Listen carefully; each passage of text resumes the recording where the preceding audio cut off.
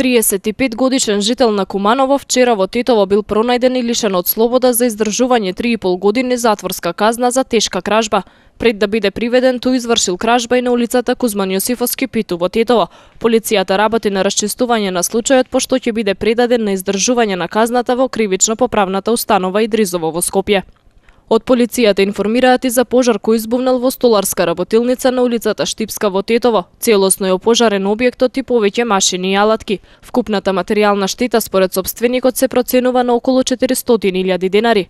Од огното штетена била и соседната куќа, а штетата таму се проценува на околу 150.000 денари.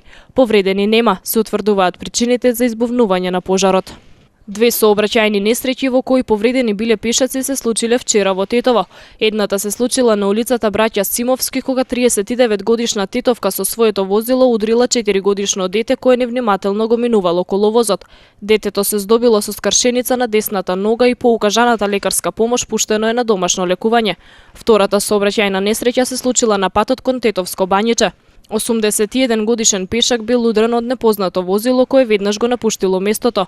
Пешакот е пренесен во Тетовската болница каде е задржан на натамошно лекување. Се превземаат мерки за расчистување на двата случаја. 23 годишен жител на Долно Палчеште со својот автомобил на автопатот Гостивар Тетово во близина на клучката за камењане удрил и усмртил куче бездомник. Нема повредени, а материјалната штета се проценува на околу 3.000 денари.